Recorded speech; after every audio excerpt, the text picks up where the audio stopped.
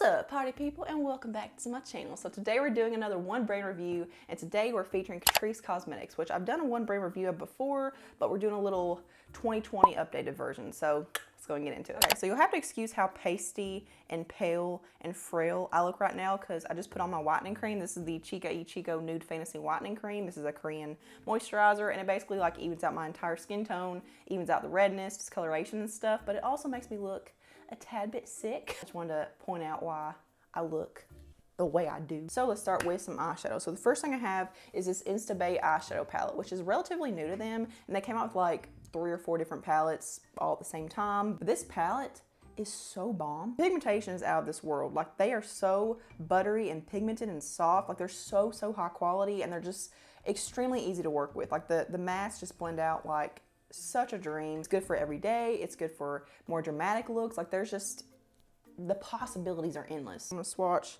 a few of the shimmers. Yeah, like that's just, they're so buttery, and it's just, I can't believe it's from Catrice. They're not chunky, they're not overly powdery, they're just super high impact and high intensity, and they give you that like metallic kind of shimmer, which is my personal favorite. Like, I'm a big fan of like wetting shimmers with a brush, but you don't even have to wet these. Like, they're beautiful either way. And here are a few more shimmers, which are a tad bit more of like a satiny kind of finish, but still very buttery, very pigmented. And now let's do the mattes, because I feel like a drugstore matte shadow is just, it's so hard to come by. They haven't gotten it down pat yet. Yeah, they're just basic shades, but what I love about them is that you can literally create whatever look you want with like just these 4 matte shades. Like, they go well with every shimmer in the palette. Like, you can create so much. I have no complaints, and that's very rare. So usually whenever I talk about palettes, I try to give a little commentary after each shade as I apply them. I feel like that gets kind of redundant and just adds time to the video that it's just wasting your time. So because I don't have anything negative to say about any shade in here, I'm just gonna zoom through and fast forward through the tutorial, and let's just create something fun together.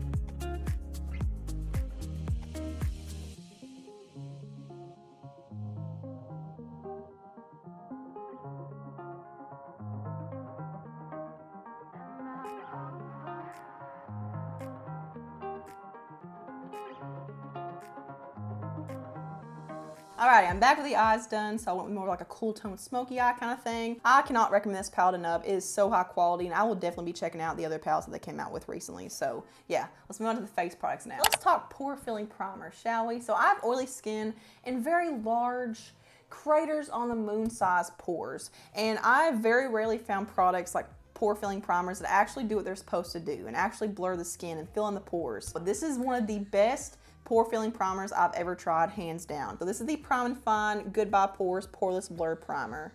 So here's what it looks like. It's your silicone based primer kind of thing, but it's not one that makes your skin greasy or oily or anything. It actually mattifies and just kind of like velvetizes your skin. It gives your skin such a really pretty like soft focus, blurred airbrush effect. So I'm gonna take a little bit of this on my finger and go over here. So with pore filling primers, I like to actually pat them in and not drag them. I don't like to rub them across my skin. I actually like to pat them. And I will do kind of like a stamp and drag motion a little bit just to kind of spread the product, but I mean, it just erases them. Like, it's, whew, they're gone. I'm gonna try to get up even closer. Hopefully it's not just focusing on my nose, but yeah, I mean, I can see, like on this side, you can see my pores right here. And on this side, it's just softened. Also, you can put it onto blemishes, just kind of even out the texture a little bit, especially if it's more like a scabby blemish, just so the foundation covers it a little bit more evenly. Yeah, it's matte, but it's not too matte. So if you have dry skin, if you do have large pores, you could definitely use this, but it doesn't take much at all. And I mean, I can't believe this is like $6 or $7, and it's one of the best pore filling primers on the market in my opinion. All right, so now let's talk complexion. So I actually have two different ones. I have a foundation and a BB cream. The BB cream is new to their line, but the foundation has been around for a while. And I did review it in my other Catrice one brand review, but I feel like you can't make a Catrice video without talking about like their best selling product. Like I feel like it's such a staple in their line that it needs to be talked about again. So first let's talk about the BB cream. So this is the Clean ID Hydro BB cream. So here's what it looks like. And it just says it is an ultra hydrating tinted beauty balm with shea butter for a radiant natural complexion. The skin loving texture diffuses the appearance of little imperfections for that myself but better feeling. So yeah, I've been using this for a couple of months now. I have the shade Light Warm, which is actually pretty, well, it was a pretty good shade for me whenever I had a tan, but that's been exfoliated off. It's thin, but it's not like super, super watery or anything. So there's what it looks like on the hand. I actually enjoy just applying it with my fingers for the most part, and this never gets done on my channel. Like I'm a tool person 100%. I may go with a sponge just to kind of pat everything in place in just a second, but I mean, I will say it does oxidize, so bear that in mind, but it's a really nice light coverage. So I'm gonna go ahead and go in and just kind of bounce everything out a little bit better. So now let's move on to the foundation. So this is the HD Liquid Coverage Foundation. So I remember a few years ago, people were calling this a dupe for the Fenty foundation, and I don't know if I did a dupe that or better with it. I may have, but actually, I totally did. So if you want to see that, I'm gonna link that up here. It's old as hell, but here it is. But it just comes in a medicine dropper. It's a pretty thick kind of consistency, but it packs the coverage. Like you can get full coverage out of this, and it's very, very long lasting. It's satin matte, leaning matte, but it stays put on my skin, but it does make my skin look dry. I'm realizing now why I don't use this all that much. It's because it's got like a weird, like peachy kind of undertone that just doesn't work for my olive complexion. I'm gonna shake this up because it's been it's been a hot minute since I used this. Oh, you nasty. I'm gonna go ahead and go in with my damp sponge. This is the AOA Studio Wonder Blender. And I'm just gonna go ahead and put it on this side. It's such a sad realization whenever it's the end of summer and all of your like summery foundations don't match you anymore. It's like, oh, that didn't last long. There's what one layer looks like. Even though it's mattifying, like it's a pretty skin-like kind of finish, and it doesn't feel heavy. It never feels cakey or anything. I'm gonna build it up just a little bit more over here because I do have some hyperpigmentation, but I really need to use this more because it's a beautiful foundation and it builds up really well. Like just one extra layer of that, and that gave me full coverage. So clearly more coverage on the foundation side. So yeah, here's what we look like on the BB cream side. But I mean, it looks really skin-like. So again, if you just want to throw this on and go out without powder and all that stuff, but you just want a little bit of perfecting on your face, then you can throw this on and it's not gonna look off balance because it looks so skin-like. And that pore filling primer, that is so hella good. Also, the foundation, why do I not use this more? Like even without setting it and stuff, it just looks so freaking good. So moving on to concealer. So I believe I talked about this before as well. Like I've talked about it at least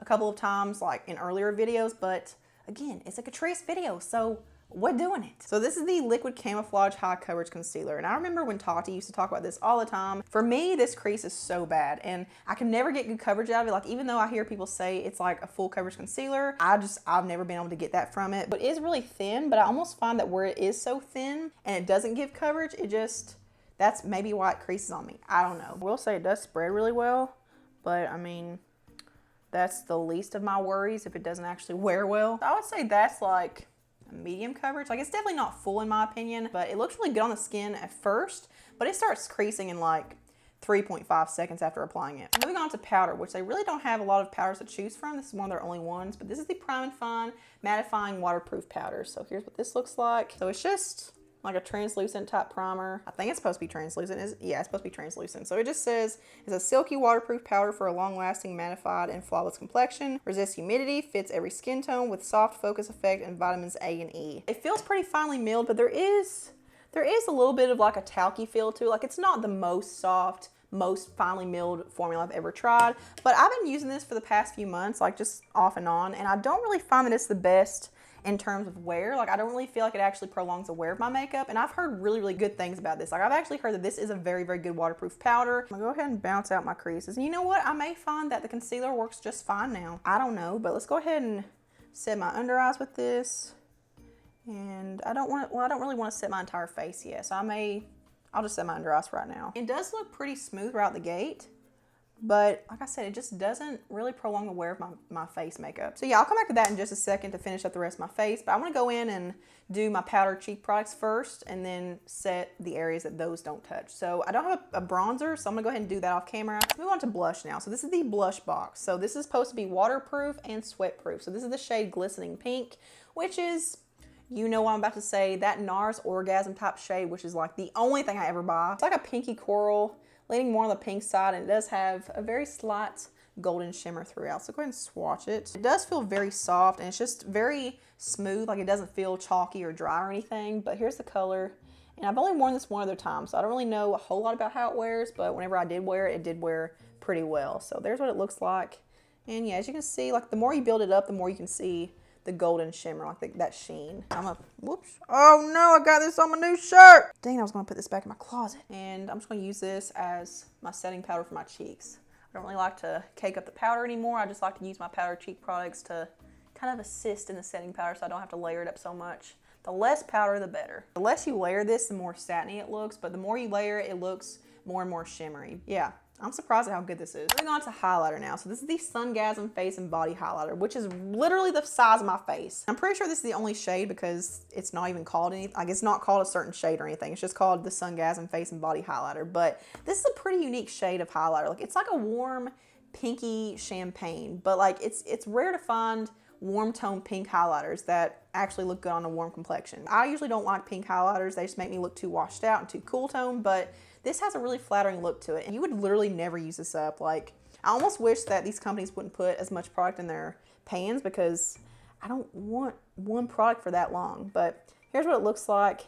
So yeah, you can definitely build it up and make it look really intense. I've been enjoying a very like subtle lip and thin kind of highlight lately, so I try not to apply very much. A little bit, it goes a long way with this stuff. Like you have to be very, very light-handed with it. If you apply too much, it can definitely look overboard and emphasize texture and stuff. So I definitely recommend applying it without any powder underneath and just let this be like your setting powder, so to speak. Alright, so I'm back with the full face. I did go ahead and finish up my lips off camera as well. So once again, everything I'm wearing on my face will be listed below in the description box, so check down there for all the deets. But I really like how everything turned out, and the only things I don't like are the concealer and the powder. And I've tried to make these work so much, like especially the concealer. I've tried to make this thing work for years, and it's one of those things where you hear such good things about something that it makes you feel like there's something wrong with you. So I've tried it with different foundations, I've tried it through different seasons, and it never works. So this is a big fail for me in my opinion. But the powder, like I really want to like this, but like it feels relatively soft whenever I touch it, but on my skin it just looks so dry and chalky. I saw somewhere, maybe it was on